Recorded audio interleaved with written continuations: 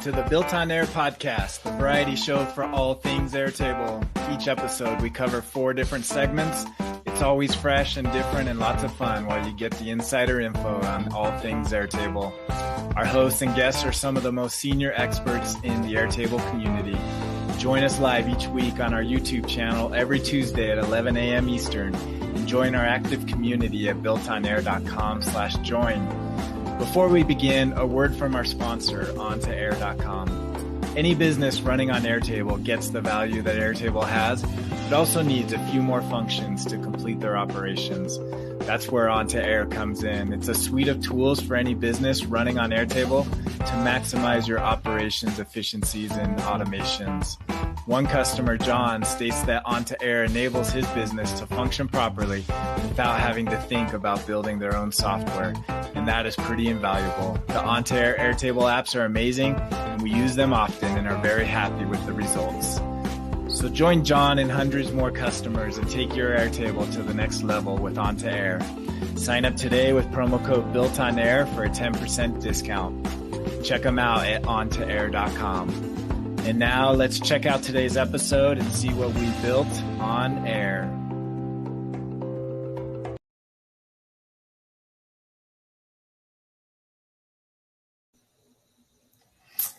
Welcome back to the BuiltOnAir podcast. We are in season 15, episode 5. Good to be with you live this Tuesday morning.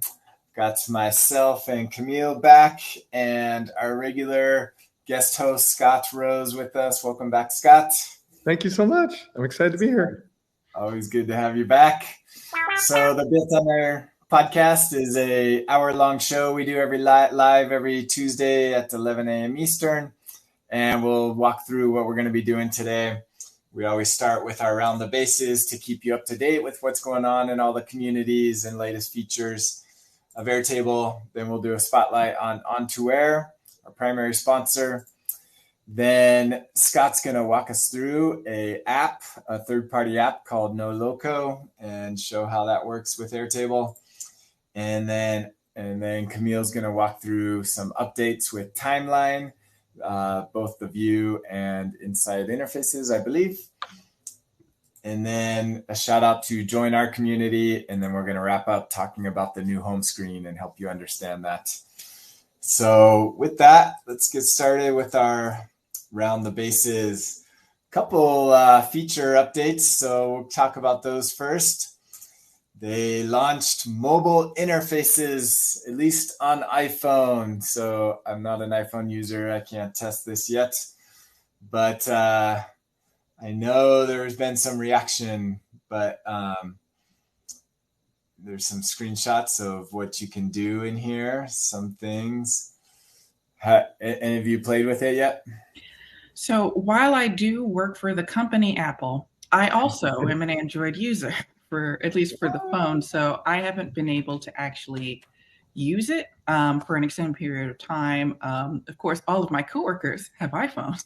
And so I was able to see what was like transferred over, and not every page is available. Sort of unsurprisingly, the newer layouts are more compatible with the mobile interface, and the older ones that are much more custom are not. I haven't seen any charts make their way over. I don't know if you could have a chart at all on mobile. The elements that moved over seemed to work fine. Of course, I haven't used them for an extended period, so I don't know if they're buggy or anything like that. But Scott, have you been able to? I do have an iPhone. Unfortunately, I haven't played with this yet. One question that I have is that it seems like, are they sort of ignoring the grid view? Like the new interfaces don't have a grid view option. You can still make one. It's just not surfaced for whatever reason. I think like list view is sort of assumed to be, everyone's favorite over a grid view, but that's not always the case, right? Sometimes a list is more appropriate and sometimes a grid is more appropriate. And I haven't come across a full interface build where I didn't need both in some instances. And the times when I didn't need both, I leaned towards the grid over the list because that's when like presentation matters, and it's less about presenting a bunch of data like all at once. Sometimes you want the field descriptions, which aren't in a list view. So yeah, while they're not going to be present in that opening sort of screen for creating a new interface page, you can still create a full grid thing. And I would imagine it's compatible. I don't know. I haven't been able to use it. I know Kavan is the first person to respond to this thread. I'm sure I'll likely agree with whatever she says. As soon as it's available on Android, I'm sure I'll have similar things to say. Yeah, I will have to actually test all this out. I haven't actually had a chance yet, unfortunately.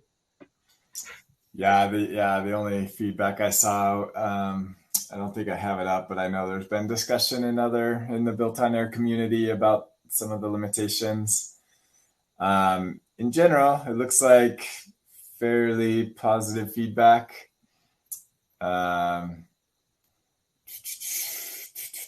Alicia says, I like the look of list view, but hate the feel of inline editing in list view. Yes. That's one of my issues with the list view, one of my multiple issues, which is why I like the grid view better. I would agree. Like I said, I feel like it's best for presenting and less about like, I need to edit data that might be filtered a certain way, only show me my records, things like that. For list view, it's great if I just like, here's all of your projects, you don't need to edit a bunch of stuff at once. 1 or 2 fields, fine. But if you really are getting in there, list view's not quite ready for that, I would say. I know they're making improvements and whatnot. It's improved more frequently than the grid view because it's newer. But I would agree with Alicia and Scott that it's not purpose built for editing so much as presenting. Interesting. Is this an interesting tidbit? I'm just reading this. You added drag and drop back to site sheets. So if you pull up the thread that we covered, I believe the week before or the week before that, Phil Rose, who works at Airtable, responded that you can now disable the newer build system for detailed pages in the interim. I'll see if I could pull that up if you don't have it. Yeah, I don't have that up. Yeah, I think just reading through the comments in general, people's responses have been positive, saying it's a little buggy, but promising. So a good start. I don't know if it's quite production ready yet, but yeah, it's certainly not done because there are certain things that aren't available. And I would imagine there are some things that won't be available ever. Like I imagine the super old layouts just won't ever be compatible with mobile. And I think we're just going to have to bite the bullet on that. However, all of the newer stuff should, in theory, eventually become available. And also Android. Come on now. Yeah. That's what. Yeah. I mean, as long as it's coming soon, they can release, early. But that definitely needs to be there.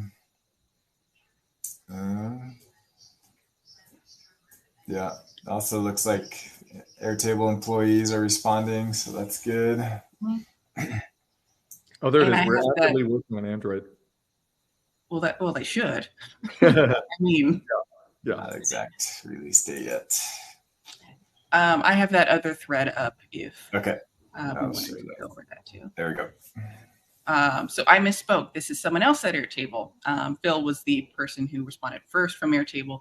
This is someone else, but they're basically saying in the interim, while they're working on improving site sheet behavior or detail pages in general, you can convert a newer detail page to what they're referring to as the legacy layout or legacy format. So you would look for the 3 dots in the top right corner and convert to legacy layout. Just so you know, you can't reverse this.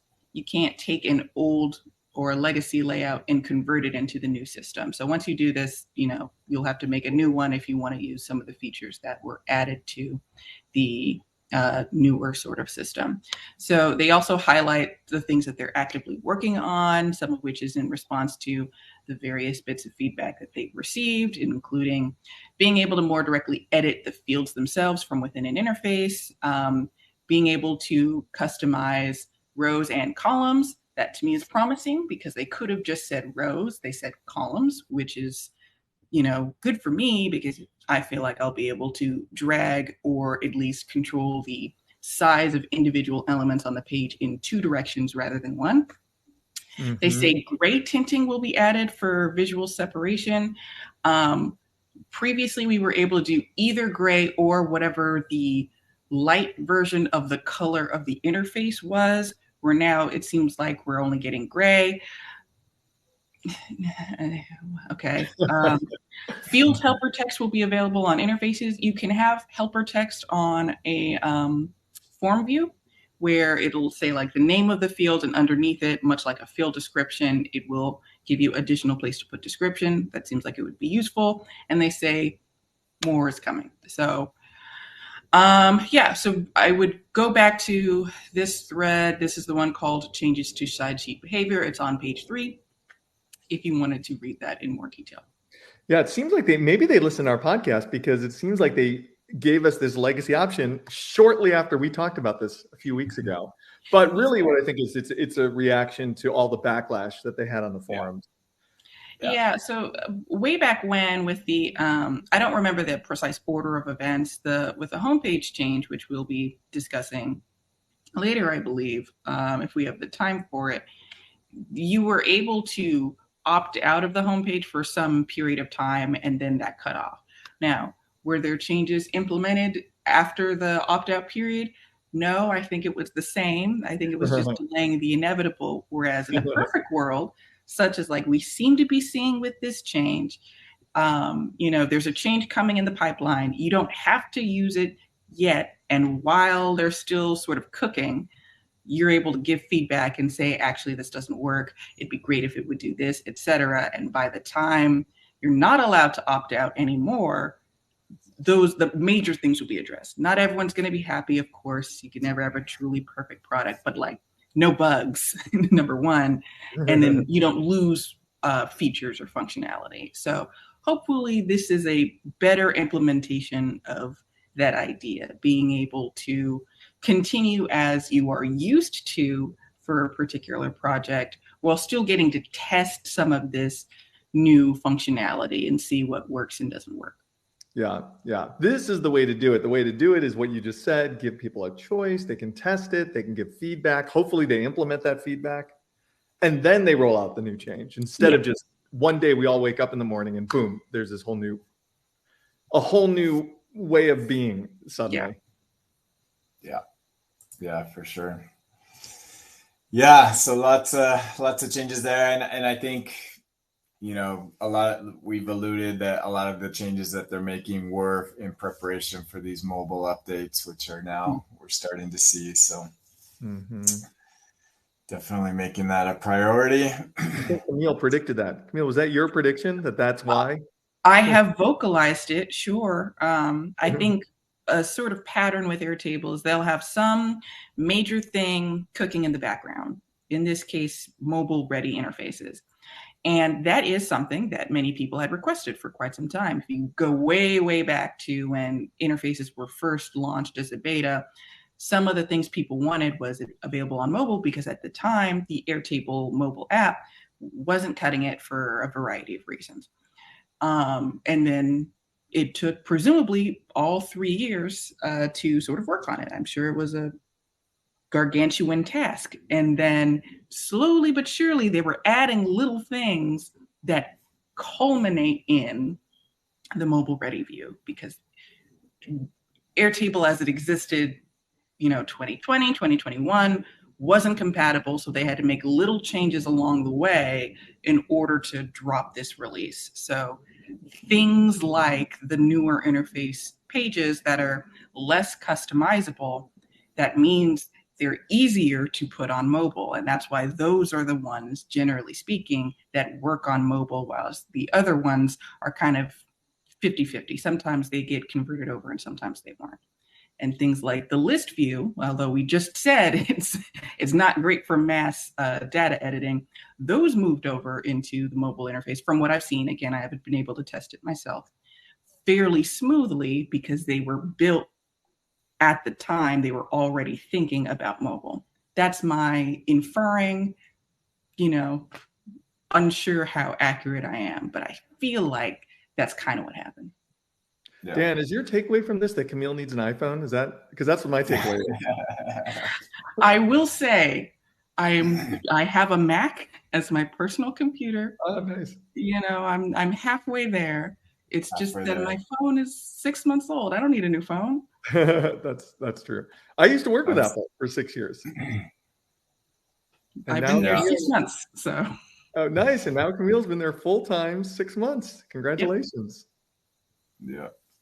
Well, here's Kai gives us some closure. It appears that grid views do not work on mobile. So if you actually have an interface that uses a grid view, the entire interface doesn't show. So you have to switch it to a list view to work. Now that's interesting. So like if the page contains a grid view, the whole page doesn't get. That I think is not great. What I would want, right? I'm assuming this is an older page that was fully customizable. You drag and drop everywhere. Right. What I would want to see is that all the elements on the page that could be converted over, presumably the text, right? The number field stuff at the top that might give you context and things, even a record picker might get converted over, and you get a box that says element could not be rendered or something. And then to clarify to the user that it's not in error, right. It's more that, grid views coming soon or something like that. I would prefer to see that rather than the whole page not being, available. Yeah. That would be cool. Good. All right, let's move on. Let us know in the comments what your reaction is to mobile and what you want to see there. There was another one that came out. This one came out on that Tuesday of last episode. Linked record creation, deletion in various elements. This is probably one of my favorite sets of improvements to interfaces in some time. Of course, when I get to play with mobile, I'm sure I'll like several things about it and dislike several things about it. But this update for, the desktop interface experience is like so many automations saved of nonsense workarounds for adding new records and deleting records. Totally. Yeah, if you guys remember the dreaded lock icon at the bottom of the screen before. Oh, they even have a screenshot of it. Yeah, there it is. There's a screenshot. It said you cannot add new records. At least it told you. You couldn't do it. Sure. But now you can. No, it looks like it's okay. Yeah, so list, grid, calendar, Kanban, and timeline elements. So most of them. All except calendar. No. Well, what's calendar missing? Yeah, that might be all of them. Huh. Okay. Nice. Yeah, I was wondering if it was just list view, but they say grid. I'm going to feel like a real amateur if I've forgotten the view type. Yeah. There we go. List, gallery, Kanban, calendar, timeline, and grid. Yeah, that's all of them. So what I like most about this update is that they've separated out adding records inline and adding records via a form. And this is most applicable to the list and grid views where inline adding, makes sense. Because when you add inline in a grid, right, values might come in if it's grouped. The grouped value will come in if it's not an editable field, if it's a non-calculated field. But there's nothing that prevents you from leaving required fields empty in that case. So using a form is a great way of saying, here's what you need to fill in. Here, we're not going to bother showing you this field unless this value is filled in with a particular value. You can have defaults set for a form. Those are great in those instances. But for the reverse, if you just want to add, you don't have like data constraints like that, and you just want to add a whole bunch in one go, adding inline is very useful. You can toggle those on or off separately. A minor complaint if you want to delete records in line, you have to turn on adding records in line.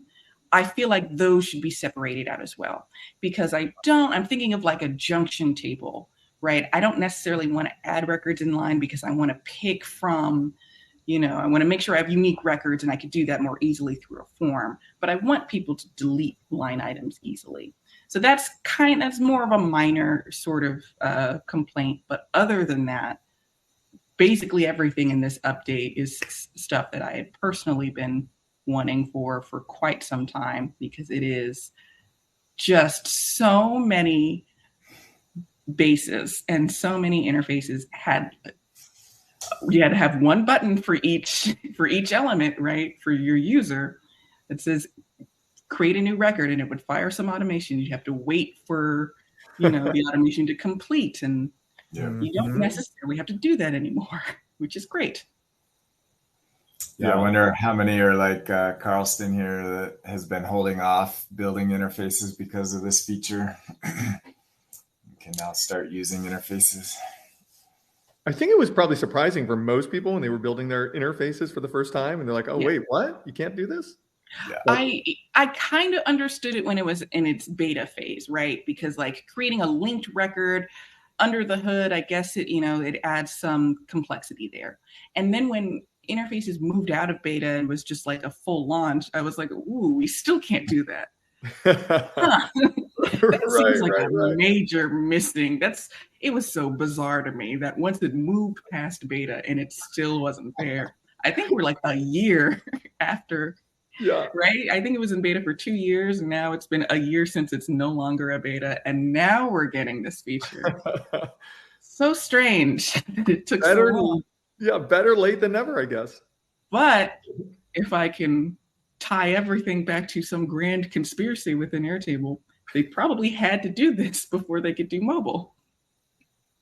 Because you expect to just press the button for like that floating plus button that was always locked. You expect to press that in a mobile environment rather than having a custom button appear some strange way in whatever Airtable decides it goes in a mobile sort of view.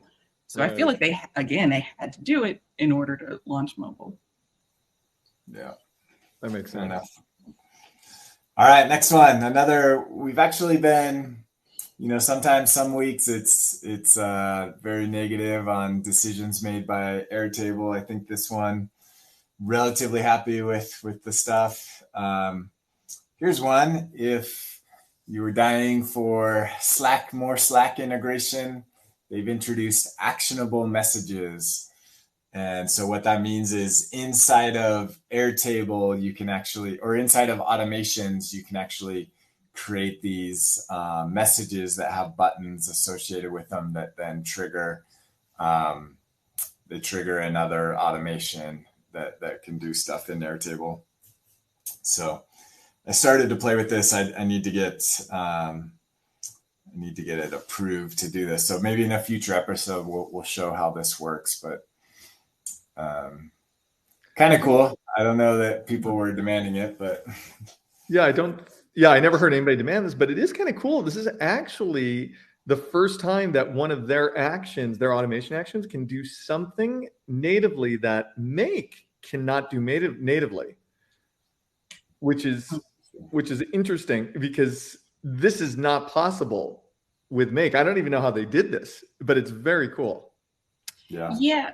Slack has always been one of the first party integrations that Airtable had. Like before automations were part of the product, you would always be able to send to Slack or sync your notifications to Slack or something. That was always an option in Airtable. And then automations came, and then they got an action, same with Google Drive and Google Mail and whatever. So this is maybe Slack is just the favorite that they have this very specific, and it seems like it'd be fairly useful for teams that are spending a lot of time in Slack and you have very standardized sets of, actions that you do. I don't know if my team is going to be able to make use of it, but it seems like it would be cool. I am curious how the different buttons are set up. I can kind of see it in that screenshot, but I do wonder, is it just a dialogue that comes up and says, pick another automation to launch, or is it something that like, does it open a update record dialogue and it's just that step that is triggered by that button? I don't know. Like it makes me think of like branching automations like you can do with Make. But I don't know if it's of that complexity. Yeah, I was also reading, so I actually don't know the answer to that. I was reading somewhere that it will only wait for someone to click on that for a certain number of days or something, and then it expires, I believe. Mm-hmm. So I guess the automation in a way is, I guess we'll have to see this on a future episode because I haven't played with this yet either, since it just came out a couple days ago. So it's almost like your automation is like waiting in a pause state in the background, and then it does something when you click on one of those buttons. Oh, interesting. Yeah. So it's almost like there's queued up, like your automations will be queued up in the background. I don't know if there's a visual for this when that happens, and each one is waiting for a button press, I guess, to finish its run, essentially. Yeah, I need to test this out because that's too. Substantially different than the other actions and what they do, because it's one sort of go for all the other types of actions that happen one after another as soon as the other one finishes. So the concept of like waiting for a user response isn't something that's really represented in other action steps. Yeah, I could be wrong on this too, but that was my understanding from reading the documentation on it. Yeah, I mean, looking at this, it says if they click on approve, there's one field updated. So, so it's listening. Oh, okay. So it's almost like a conditional, a conditional action step, one for each button that will update the record that triggered it in some way. Yeah. But I don't think it pauses. I think it'll go on to the next step if you added the next step, because this action is just to send the message, and then it'll it seems like the whole automation will continue, but that one step is sort of like, maybe it's not pause per se, but that one step is still waiting. Yeah. But you know what? Maybe it has nothing to do with the automation. Maybe they're just doing it with the API behind the scenes. Yeah. Sure. Yeah. So maybe the automation is never paused and never waiting at all. That part of it. Yeah. Okay. Yeah. Well, that kind of makes sense. You could have another automation that triggers when approve equals check, just have another automation. I could see you not necessarily needing it all to be one automation, especially if there's a wait time for the person to click the button. Yeah. Yeah. So you can do good stuff. Melanie, definitely true. Enterprise probably demanded it. Almost certainly. Yeah. It's like, yeah. Yeah, you know what? That's what it must be. They must somehow encode those buttons with an API call to Airtable, so the automation is completely out of the picture by the time the person clicks on the button. Mm-hmm. Yeah. That must be the way that they're doing it. Yeah. I feel like this is a wild guess. I feel like each button they set up gets its own webhook. And each webhook, right, will complete the tasks you assign to it. But I feel like that's what's happening under the hood, that the button simply fires a webhook with the predefined values attached to it.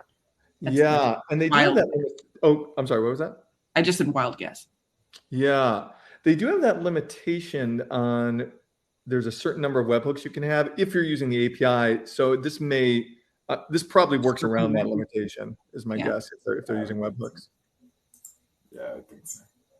But I think it's very cool, though. I mean, none of my clients have requested this, but like Melanie said, somebody in enterprise probably really needed it and demanded it.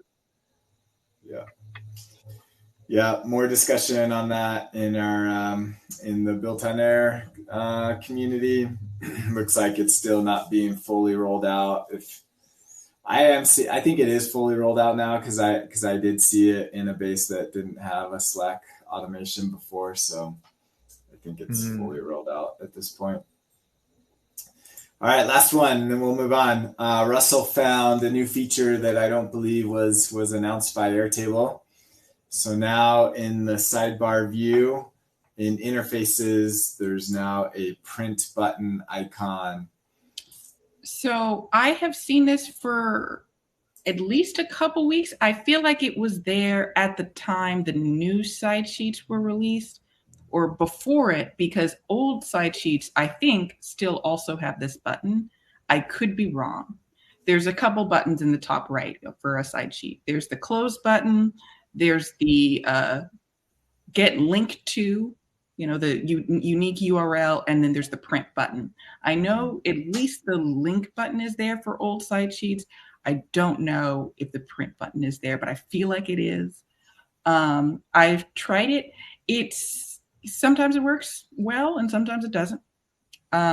It's for things that are very wide that don't print well. If you have a very wide grid view, right, it's still going to cut off. I don't know how to get around that, but yeah, it's useful if you just want a simple print of a not particularly complex side sheet. Yeah. What I kind of don't like is that it prints it like in input format and not text read format. Yeah, there's two options, one for format for printer and one for not. Format for printer will remove backgrounds. I wonder if that also removes the outline of a field edit thing. But I would agree that I would want, if it's printing, not to come with those outlines because they're not useful, Right. So, all right, yeah, more discussion there on updates. So that concludes. We'll move on with time. Those are some of the features that came out this week, and keep you up to date on what's going on there. So let's move on to Air. If you were watching last week's episode, we talked a little bit more in depth of the changes that were going on in onto Air. So I'll refer you to last week's episode for some more behind the scenes on that. But for today, just going to focus on our backups, which is we are now focused on backups, and that's what we are going forward. We'll develop from there and branch out, but we'll be focused in managing your data, helping it easier to interact with your attachments and data inside of Airtable.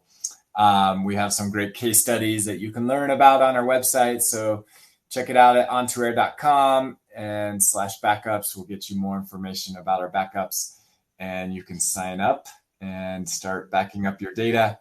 Best practice to make sure that you have your data in more than one place outside of the Airtable backups. Okay, with that, let's learn about Noloco.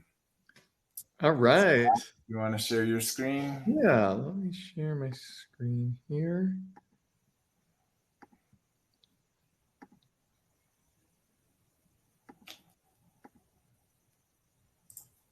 First, you got to tell us what that name means.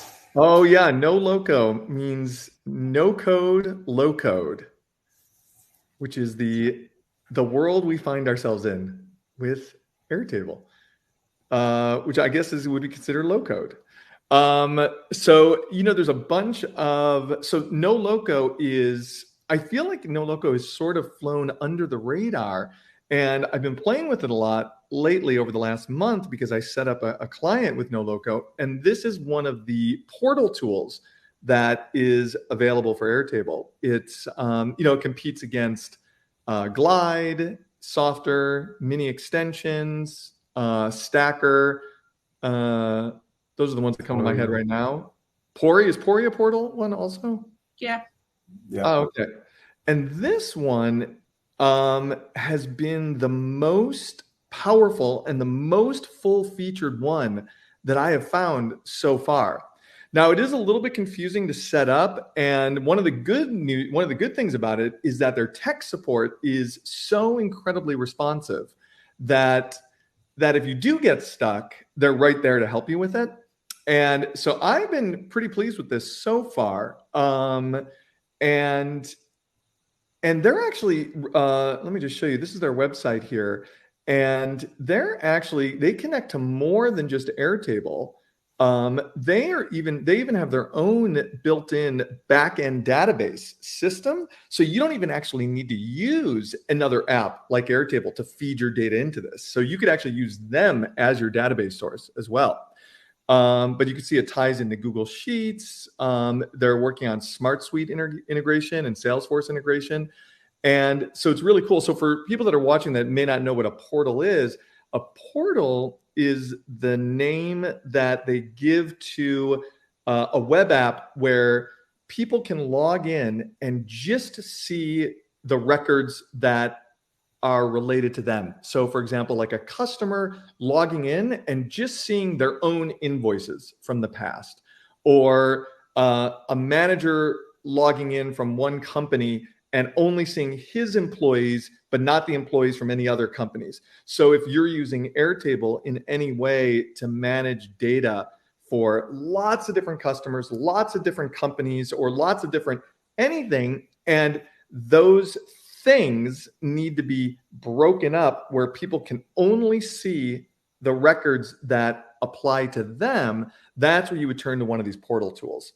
And so this has been my favorite one so far. And I wanted to show you a little very brief demo of how you would set it up with Noloco. So what I have here in Airtable is I created a very basic invoicing system called farm sales. So I've got a table here of some products that the local farmer is selling some dairy products and some meat products here.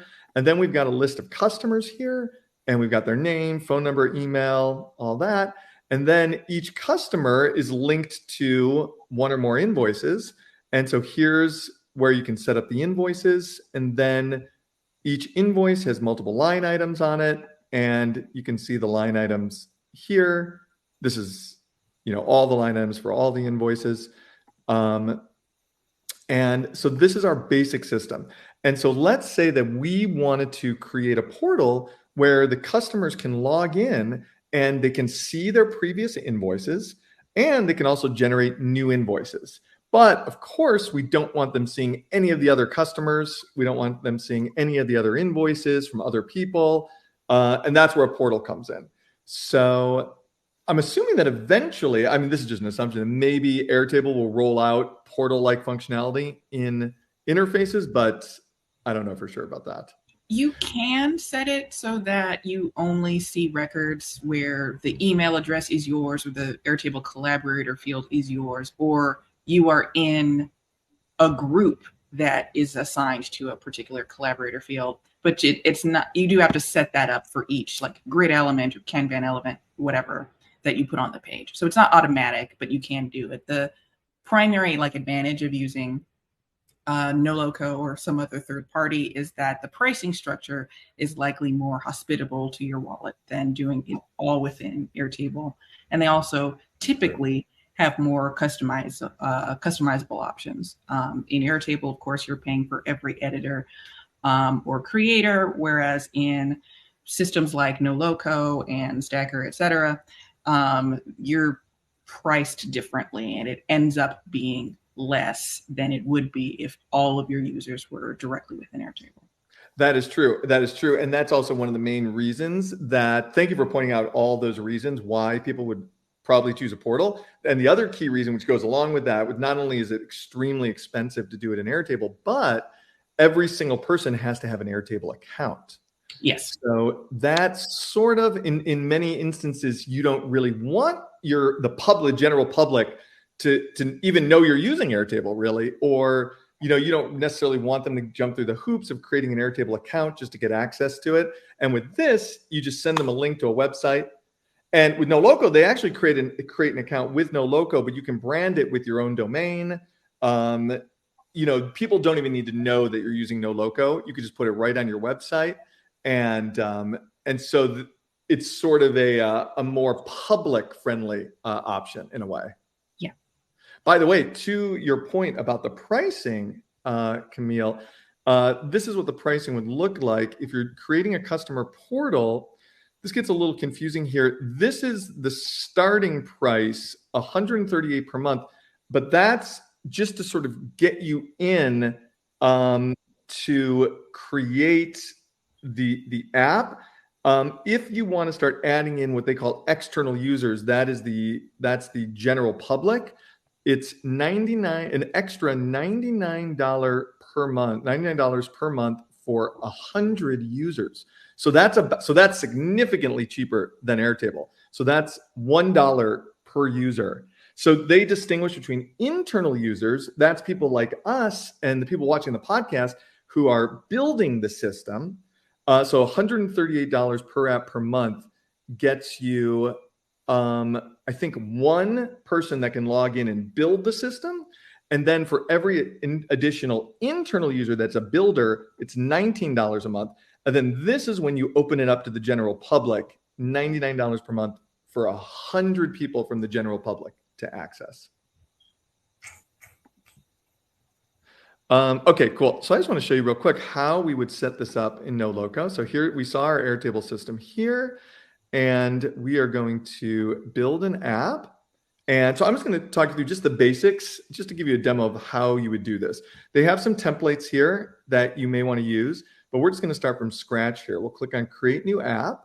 And if you're not using your own domain, they ask you to choose an app name here. Well, actually, the domain thing comes later anyways. So you always start by choosing a unique app name. So I will just call this farmsales.noloco.co. And then I'm going to choose Airtable as the source. And we're already connected here. And so I am going to choose my farm sales base here. And this is going to be the name of it. And now it's connecting to Airtable, and it's asking me which tables I want to bring in. So I'm going to bring in all these tables.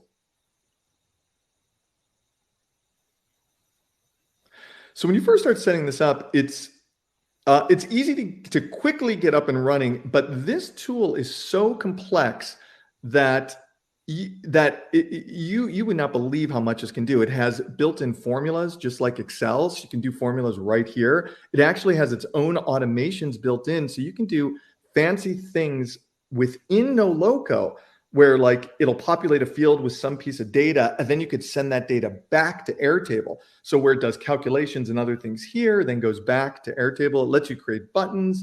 It's the depth of this tool is really, really impressive. And I'm still learning it myself because I just started playing with it about a month ago. And my clients, my one client, they're using it and they love it so far. And so basically, okay, it finished the setup phase. And so this is where you can continue building your portal, or this is where you can start building your portal. So over here in the left margin here, this is how you navigate through. This is what they call the app. So this is what your customers logging into the portal will see. Everything from here onwards. They're not going to see this dark black vertical thing here. They're going to see from here onwards. And you could set your own logo up here as well. That's the Noloco logo right there.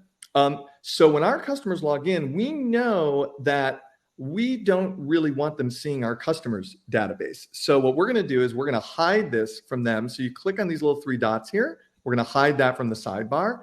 And we may not even want them to be able to navigate to the products table. So we're going to hide that as well. And we may not need them to see a list of line items. We really just want them interacting with their invoices. So when they log in, they're going to see everything that is above the line here. So they're only going to see invoices. So right now, you can see that we have all the invoices for all of our customers. And so what we're going to do is we're going to go into this next section here, which is called data. And data, this is for us only. So the customers will never see what we see here. This is showing us the information that it's pulling from Airtable. So these are the 4 tables that I had in Airtable. And I don't think we need to do much of the setup here. Let me just see what this is. Yeah, I think, let me just see something here real quick. Okay, right. So what we need to do, what we want to do, I'm going to get to that later. What we want to do is we want to set this up so invoices are filtered based on the customer who's logging in. So before we can actually set the permissions on that, we actually need to go to our users, because we need to tell Noloco who actually are our users.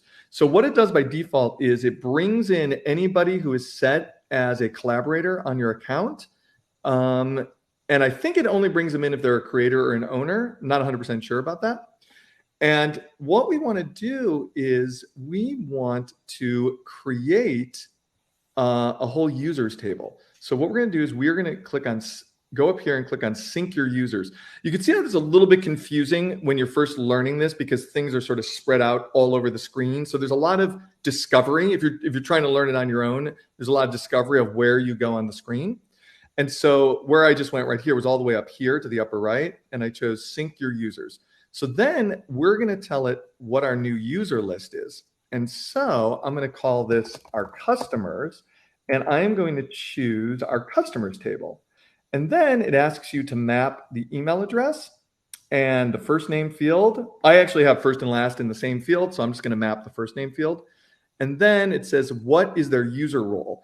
This really shows you the complexity of this program. We're not going to talk about user roles today, but you can create all these different user roles, and depending on who logs in, they can see different screens. They have different functionalities. Certain things disappear. I mean, this thing is so in depth, like you wouldn't even believe it. But this is the very basic setup. So what I'm telling it is pull all the customers from my customers table, and those are our users of this app. So I'm going to click on save here. And it does take a couple minutes to set up. It says right here, your users are now syncing in the background. Please check back in a few minutes. And it'll send you an email when it's done syncing. So it's currently bringing in all the customer data from this customer table. And we have 501 customers in this table. So then let me refresh this to see how it's doing on the sync so far. Let's see. All right, we got 21 in so far. So it's in the process of syncing. And now that it's in the process of syncing, we can go back to our data table here.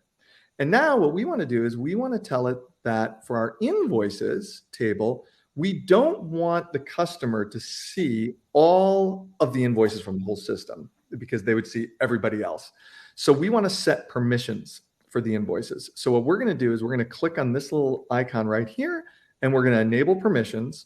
And then it gives us this table here, and we're going to say, it says, should these users, so it says apply these permissions to users with the following roles, because we chose that everybody in our customers table is considered a user. That's the role, the default role.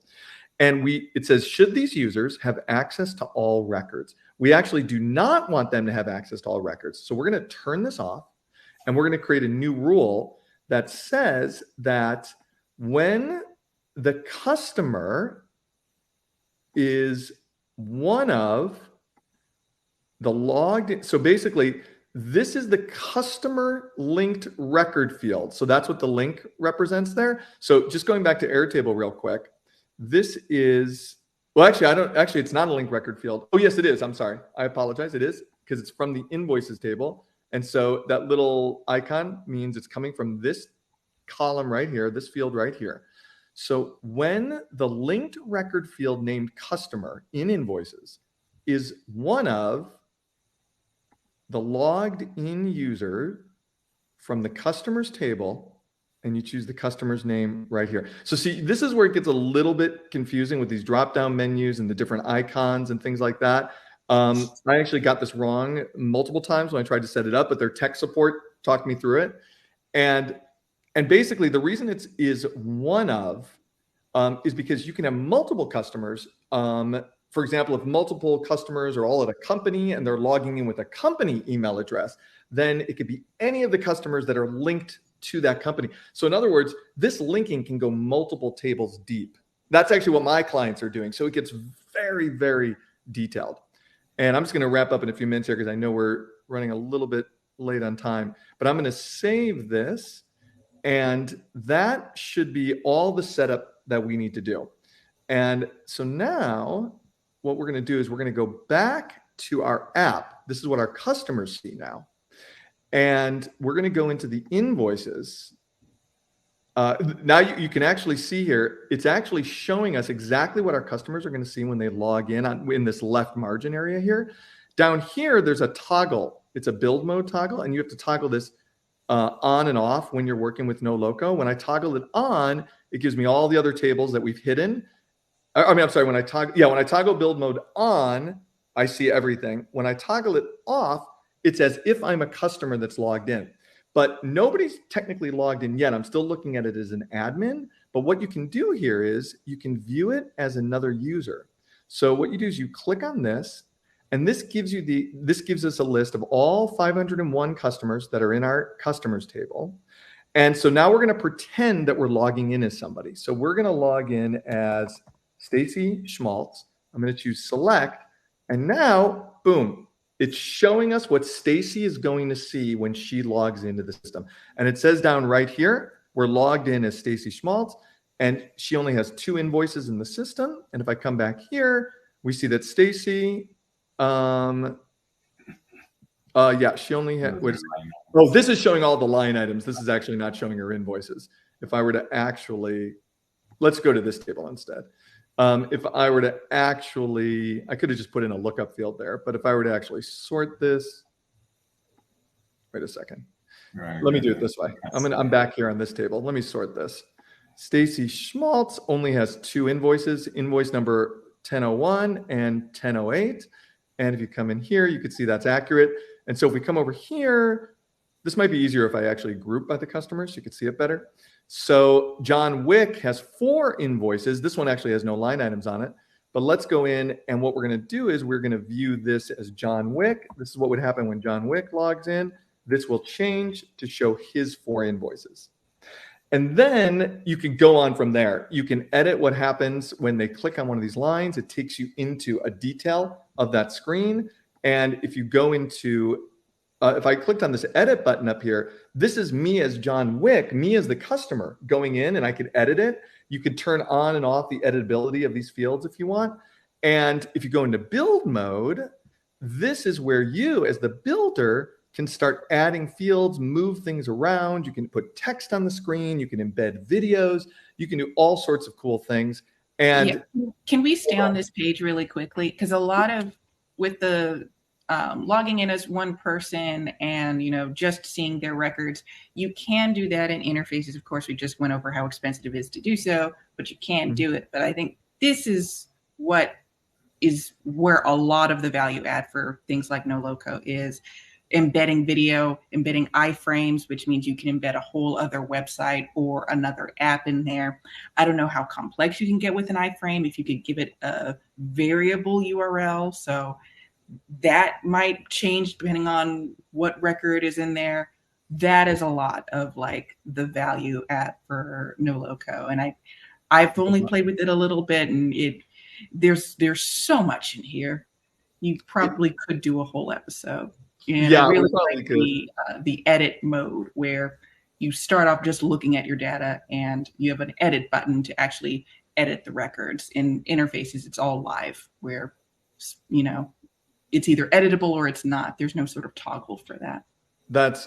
Totally. And I'll just wrap up by just saying 2 quick things here. The complexity of you would not believe how complex this is. And to your question that you just asked, Camille, check this out. I put an iframe here on the screen, and of course you can move these things around wherever you want. And look at this. You can actually make it pull from a data field. So it's completely customizable. So it'll change dynamically based on a field, or you can import a URL or a script. Right, static one. Yeah. Yeah, or a static. Yeah, that's great. So you can have an Airtable formula that outputs some embed URL and plop it right in there. That's great. Yeah, exactly. And so so I'll stop here, but this is just the tip of the iceberg. You can see that every single field here has its own set of options that you can change. There's a lot more. You can have filters, sorting and limiting records. There's buttons that they've got built in with a lot of functionality. It goes on and on and on what you can do with this. So I'll stop there. I said I'll stop there before, but now I really am going to stop. Awesome. Thank you. Yeah, that gives you a little taste of what you can get with Noloco. So try that out. I'll quickly give a shout out to our BuiltOnAir community. Join us. We'd love to have you in. And we're going to wrap up with Camille talking about timeline updates. Okay, so there have been a lot of different changes that are somewhat recent with the timeline. I think some of them were launched like yesterday or the day before, and some of them were launched a week ago. I just wanted to give an overall sort of view of it because they're not all available everywhere. And some of the additions that I think are quite useful. So when you open up a timeline view in the data layer for the first time in a while, it will give you just sort of a alert that things are different. It's a very simple timeline view. One of the things that annoyed me to no end was that if you were very zoomed out and you had very small events that only lasted one particular day, they became practically like unreadable. One of the changes that was added a couple of weeks ago is that labels will now stretch beyond the actual width of the event. So you could still read what they are, or in this case, the rightmost event. You can see there's a couple of them stacked. You can highlight over to get the name of the event if it's not shown elsewhere on screen. What you can also do, now you can turn on wrapping labels, which isn't particularly useful in this view, but if I adjusted the height of records and then the width of records, I would be able to have those labels wrap around instead of extending past. So that's somewhat new. The newest one is record width. So the default is precise, widths aligned to the exact dates. In this case, all of these events are, I believe, 1 day long. The second option, expanded, is new. So width fills up each interval. Right now, I'm going to turn that on, and you can kind of see what happened. I have my view set to year split into 2 weeks. If I set that to split into quarters, these are going to expand out to whatever this interval is. Obviously, if it were day, it would be even more precise down to the hour.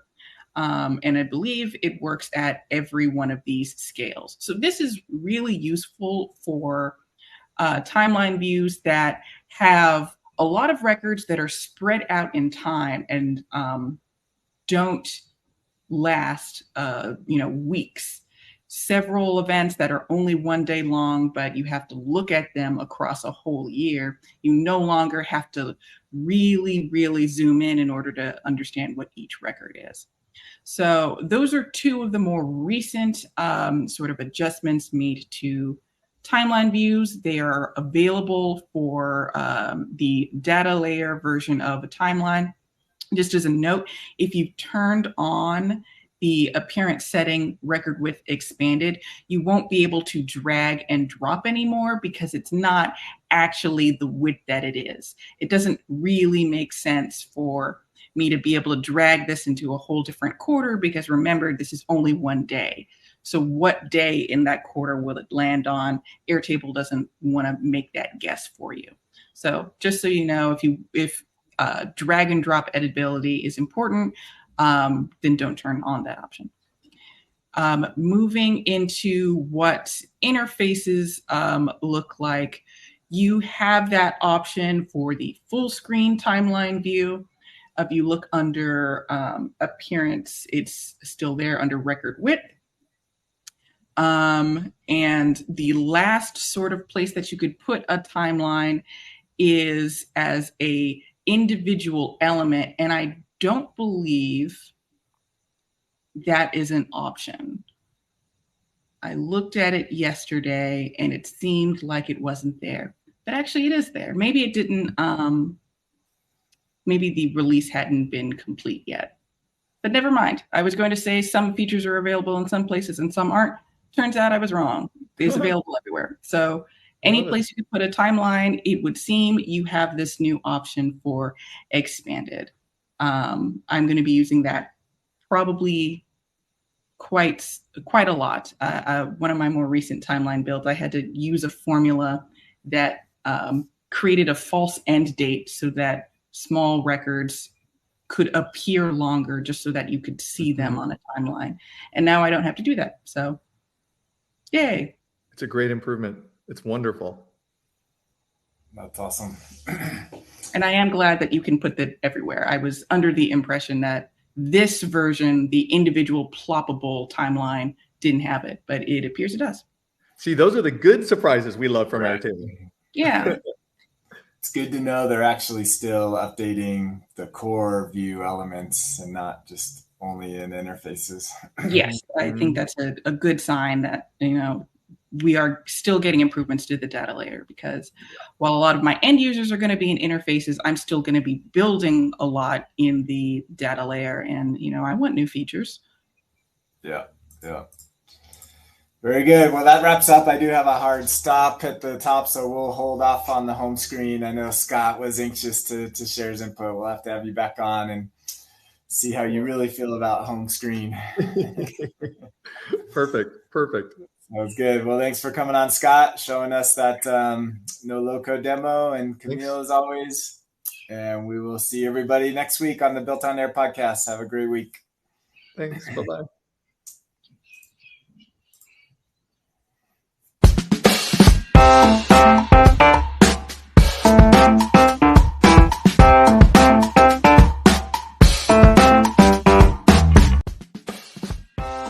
Thank you for joining today's episode. We hope you enjoyed it.